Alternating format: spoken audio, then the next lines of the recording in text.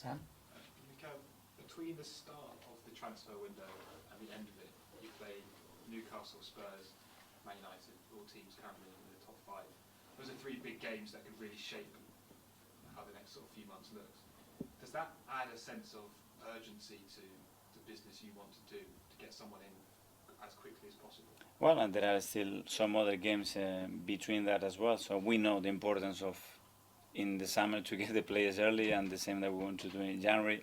This is idealistic. Sometimes it's not realistic, but obviously, if you ask my opinion, as quick as possible, we want the players in to get settled. Sometimes clubs can think, oh, we'll save a bit of money by waiting a few weeks or negotiating, but when games are that important and you're in a title race and it's 5 points and it's Man City and they used to get 95, 100 points, every single game counts, right? Absolutely. In this league, you know, the competition, where the bar is, where the standards have been in the last 4 or 5 years, which is somewhere that the Premier League hasn't experienced in the past, and we know that every 3 points, every point is going to be massively important. Just quickly on Eddie, obviously likely now to play a bit more than he has in the first half of the season. He did that towards the end of last season, playing every week and did very well, got a new contract. How much sort of faith do you have in him to fill that void that Gavin's now going to leave? More faith on him every single day, because we see every day what he brings to the team, what he is as a human being, the way he's developing as a player.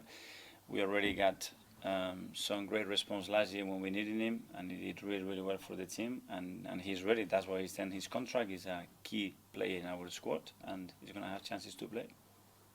Mikel, you spoke to Jamie Carragher about your decision to, or your interest in taking up coaching while you were still playing. You've got quite a few players in your squad who are doing that now. I just wondered, is that a policy that you've wanted to encourage? Have you encouraged your players to do that? No, I haven't done. All I can do is support them. Obviously, a few of them, they come out to me after working together, and they have the feeling that they want to start doing it, and I just support them to try to get the best out of them, to make sure that all the needs that they have right now, they are fulfilled, and challenge them as well, because it's a good opportunity as well while they are looking at that to learn what their thoughts are, what the vision is, what they are learning, and share that.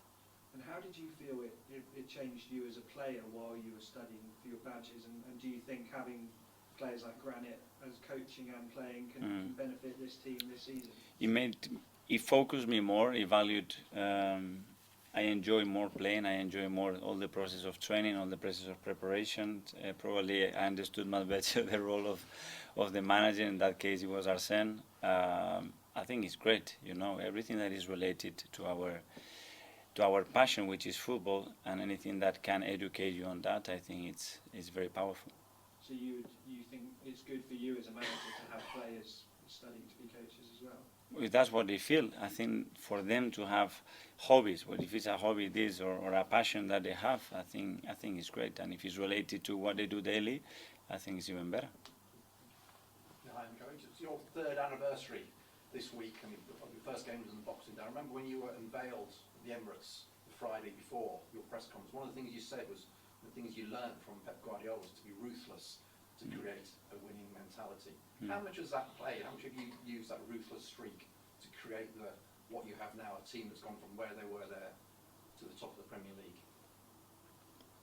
It takes a while. It takes a lot of work. It takes a lot of good decisions. It takes exceptional players to win, especially in this league. But I think we have installed that mentality across the club, and it's not me. It's been everybody that is involved. That we think about the same way we think about Arsenal as a team, that a club that has to be at the very best, and that's the demands that we put ourselves. And how far away do you feel to establish this culture? Is there still more work to be done, or is it an ongoing process? Are you happy with what you've got at the club now? No, it's still a lot to do, and the hardest thing is to win. And once you win, to win again, and to win again, and to win again, and that's a lot still to do there for sure. Mikel, in that interview with Jamie Carragher, you talked obviously a lot about Pep's influence, but also David Moyes when you were a player. I think one of the quotes was how he made you do things that you hadn't done before, but it made you a better player. First of all, what kind of things were you doing that you hadn't done before, and have you taken that on? Well, I played as a winger, and I wasn't the fastest, and he believed that I could have an impact in the team there, and I have real doubts, and he made me believe that I could do it. And I always play as a holding midfielder, as an attacking midfielder, and he made me play as a winger. And I had to adapt. I had to adapt to a different style. With David, the first few years we played a very direct game. It was completely opposite to what I was taught since I was 15 years old. So I have to adapt or die, basically, you know. And it was very challenging, but I think it was, for my own education and my own development as a player, I think it was really, really rich. So on from that, have you taken that into your own style of management when you're working with players, and what impact has David had on things like that in your own management career, given it's 3 years? I think every manager leaves you some marks and some moments that that after build the beliefs that you have in what you want to do, and David had a lot of weight on that for sure. Gary? When you sort of reflect on this time last year when you went into that window also looking for a striker, can you afford not to come out of this window without a striker and without strengthening? Can we afford not getting the player that we want? That's my question. We can afford to get a striker for sure. If we want one, I don't know if he plays in League 2, in League 5, in Spain, in Portugal, in Africa, we can get a striker, I guarantee you that. But what we cannot afford is to get a player here that is not for us. This is what we cannot afford, that's for sure. So is that a trade-off between needing a body in and... No, we don't need a body. We need players that make the team better. I think personalities that have the mentality that we want to win. And we have to focus on that and be very strict with what we've done and the policies that we had to make the team successful. Can you just ask one? Is it an easier market than last year? Do you sense it's going to be... Question for Edu. For me, it's easy because I don't have to do the dealing, so it's a question more for Edu and the board. Obviously, we are very aligned with the players that we are looking for, where they are possible, where they are affordable. The timing of it depends on so many things that are in my control. But the theory says that it's a very tricky window. Just about Ben, I mean, now that he's back and everything, is there any? Has he smoothed everything over? Is there going to be any long-term repercussions of him leaving England?